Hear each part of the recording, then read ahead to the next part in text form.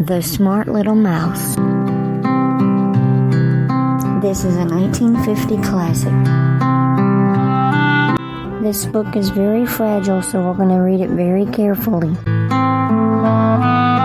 In a snug little hole in an old oak tree, there once lived a smart little mouse. The pretty little smart little mouse played all day long. He ran up and down the old oak tree, playing tag with a cute gray squirrel and a funny little bunny who were his very best friends. The only days they couldn't play were those where it rained too hard, or when the big red fox came through the woods. The big red fox was a mean old fox, and they often heard him mutter, "I'm hungry. I wish I had a smart little mouse, or a cute gray squirrel, or a funny little bunny to eat." When the big red fox was around, the three good friends would always run and hide until he was gone. Then they would come out for the rest of the day. At night, the smart little mouse would always crawl into the hole in the big oak tree and fall fast asleep. The cute gray squirrel lived higher up in the same oak tree, and he would do the same. The little funny bunny lived lower in the same oak tree too, and he would do the same.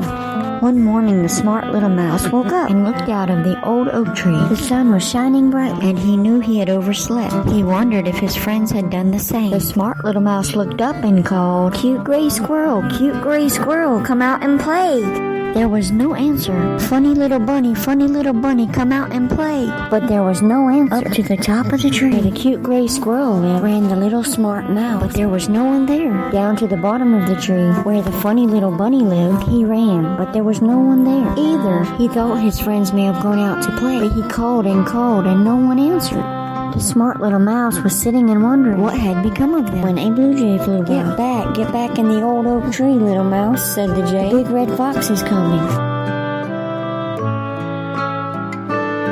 The smart little mouse scampered quickly into the funny little bunny's empty nest. Then he looked out. Sure enough, the big red fox was coming through the woods. Over his shoulder he carried a sack, and there was something in the sack. It bulged and wiggled and called out in a muffled voice, "Help, help, let me out." It sounded like the cute gray squirrel. Something else called out in a muffled voice, "Help, help, let me out." It sounded like the funny little bunny.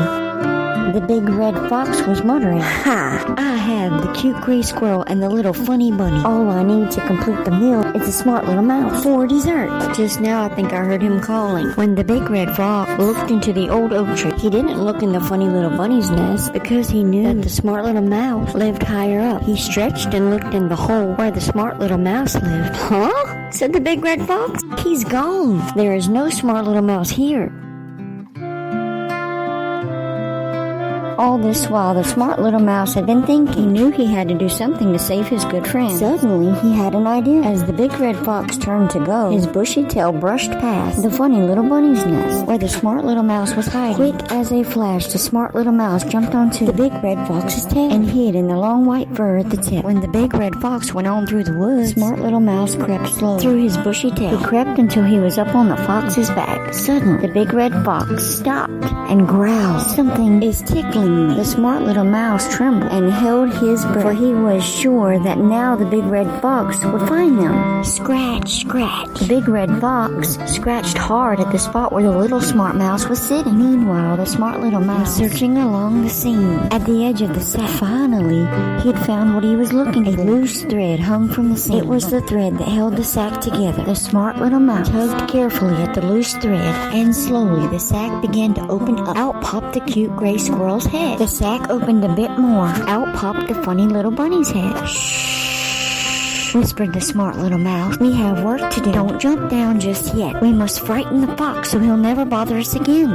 Looking very scared, the cute gray squirrel whispered, "But what can we do?" The funny little bunny looked very, very scared and whispered, "Yes, what can we do?"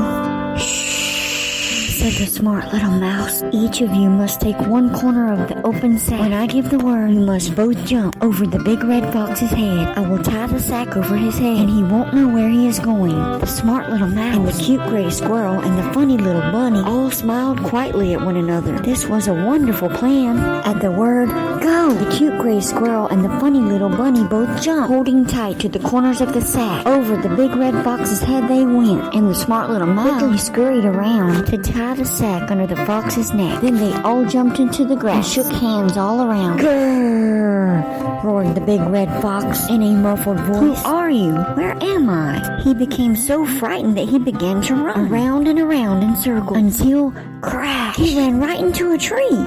Oh, my poor head, cried the fox. Oh, help! Let me out! But the smart little mouse and the cute gray squirrel and the funny little bunny did not move. They just sat quietly and smiled at each other. The big red fox had to feel his way through the forest because he could not see where he was going. He had to go slowly for fear of crashing into another tree. In fact, it was not until the next day that he met another fox who helped him out of the sack and showed him the way out of the woods. Never again did the big red fox to the old oak tree. He warned all the other red foxes too. Stay out of the woods, he told them. Too dangerous. Every morning now, the smart little mouse pokes his head out of his hole in the old oak tree and wiggles his wiggly pink nose. First he looks up to the top of the tree and calls, "Cute gray squirrel, come on and play." And out pops the cute gray squirrel. Then he looks down to the bottom of the tree and calls, "Funny little bunny, come out and play." And out pops the funny little bunny. The three good friends play all day long. They play tag and hide and go seek. Almost never do they have to stay in, except some of those days when it rains too hard. The smart little mouse